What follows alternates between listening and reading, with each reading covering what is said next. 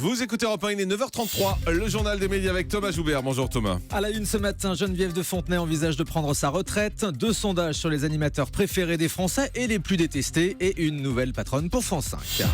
Et on commence donc avec Geneviève de Fontenay qui pourrait raccrocher son chapeau après la prochaine élection des Miss. Oui, l'élection de Miss Prestige Nationale qui aura lieu le 16 janvier prochain. Selon le Parisien de ce matin, Geneviève de Fontenay envisage de tourner la page après cette élection en raison d'une lassitude. Elle explique que ce n'est plus son monde, qu'elle a de plus en plus de mal à avoir des candidates et de citer aussi Zaya, devenue égérie de Lagerfeld, Rihanna chez Dior. Elle évoque aussi des bisbilles avec certains de ses proches. Il y a eu des coups de canif dans le règlement, des choses qu'elle n'a pas aimées, dit-elle. Geneviève de Fontenay conclut qu'elle préfère partir de son vivant plutôt que dans une caisse. 2 sondages sur les animateurs préférés des Français et les plus détestés. Alors, vous voulez commencer par lequel, Jean-Marc? Les plus détestés, forcément. Les plus détestés, très bien. Oui. Le magazine Voici a réalisé un sondage Harris Interactive sur les personnalités les moins aimées des Français. On trouve beaucoup de personnalités de la télé. Nabila arrive en tête de ce classement devant Éric Zemmour et Cyril Hanouna, qui cartonne pourtant tous les soirs, n'en touche pas à mon poste. Dans les 10 premiers, on trouve aussi Benjamin Castaldi, Enora Malagré, Yann Moix et Arthur. Claire Chazal arrive à la 23e place. Et puis alors de son côté, TV Magazine a dévoilé le classement cette fois des animateurs préférés des Français. Sondage Opinion Web pour donc TV Magazine. Classement inchangé par rapport à la dernière fois. Michel Simès reste l'animateur préféré devant Laurent Delahousse et Stéphane Bern, tous sur France Télévisions.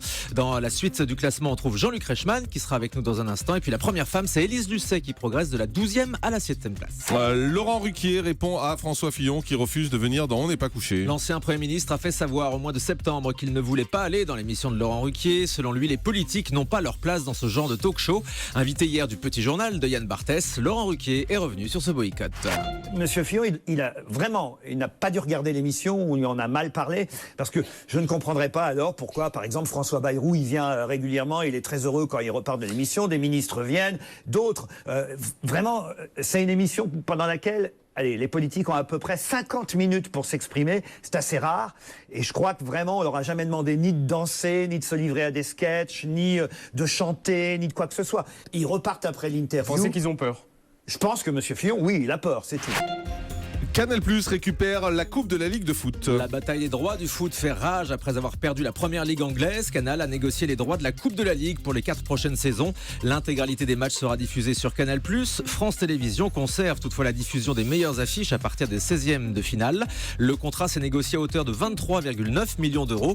La Ligue professionnelle de football précise que les matchs seront diffusés sur les antennes du groupe Canal. Il n'est donc pas impossible que certains matchs de la Coupe de la Ligue soient diffusés par D8. L'émission de Stéphane Plaza, chasseur d'appart, revient sur M6. Après un test concluant cet été en Access Prime Time, Stéphane Plaza a tourné une 2e saison de chasseur d'appart. L'émission reviendra à partir du lundi 4 janvier à 18h35.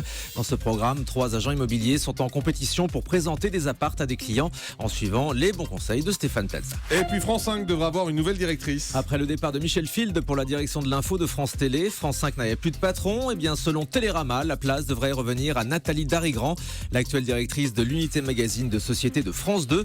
Elle connaît bien la maison puisqu'elle avait déjà été la directrice des magazines de France 5 au début des années 2000. Et puis la proposition de loi prévoyant la suppression de la pub dans les programmes jeunesse ne verra jamais le jour. Cette proposition de loi écologiste prévoyait la suppression de la publicité dans les programmes pour enfants au nom de la protection de l'enfance, mais le projet a été enterré par la Commission des affaires culturelles de l'Assemblée nationale. Un amendement socialiste prévoit un simple rapport sur l'impact d'une telle suppression de la pub dans les programmes jeunesse. Cette suppression constituerait à coup sûr un manque à gagner important pour France Télévisions. Et on termine avec le chiffre du jour. Un chiffre du jour sérieux, c'est 54, le nombre de journalistes retenus en otage dans le monde. Selon le bilan annuel de Reporters sans frontières, un nombre en hausse par rapport à 2014 où ils étaient 40. Cette hausse s'explique par l'explosion cette année des enlèvements au Yémen et en Syrie. Merci beaucoup Thomas Joubert.